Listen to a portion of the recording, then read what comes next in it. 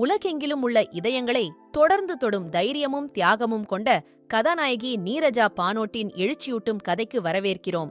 Neeraja September 7, 1963 அன்று இந்தியாவின் சண்டிகரில் பிறந்தார்.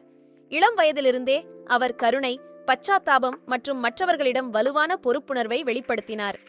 நீர்ஜாவின் கனவு உலகம் முழுவதும் பயணம் செய்து விமான பணிப்பெண்ணாக வேண்டும் என்பதாகவும், உறுதியுடனும் விடாமுயற்சியுடனும் அவர் தனது இலக்கை அடைந்து பான் ஆம் ஏர்லைன்ஸில் சேர்ந்தார். தனது பயணிகளுக்கு நீர்ஜாவின் அரவணைப்பு, இரக்கம் மற்றும் அர்ப்பணிப்பு ஆகியவை சக ஊழியர்களிடமிருந்தும் பயணிகளிடமிருந்தும் அவரது பாராட்டை பெற்றன.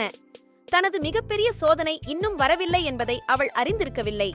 அந்த துரதிருஷ்டவசமான நாளில் பாகிஸ்தானின் கராச்சியில் 4 ஆயுதமேந்திய பயங்கரவாதிகளால் பானாம் விமானம் 73 கடத்தப்பட்ட போது நீர்ஜா ஒரு பயங்கரமான சோதனையை எதிர்கொண்டார்.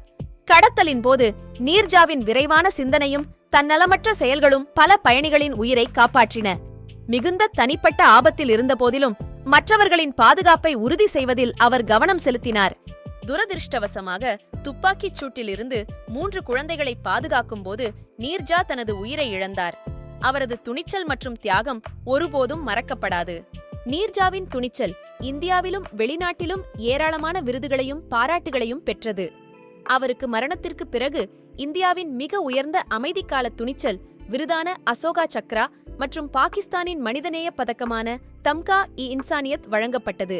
நீரஜா பானோட்டின் மரபு தைரியம், இரக்கம் மற்றும் தன்னலமற்ற தன்மையின் அடையாளமாக வாழ்கிறது. அவரது கதை இருண்ட காலங்களில் கூட நம்மிடையே ஹீரோக்கள் உள்ளனர், பெரிய நன்மைக்காக எல்லாவற்றையும் தியாகம் செய்ய தயாராக உள்ளனர் என்பதை நினைவூட்டுகிறது. நீரஜா பானோட்டின் சில தனித்துவமான புகைப்படங்கள் இங்கே உங்களுக்காக.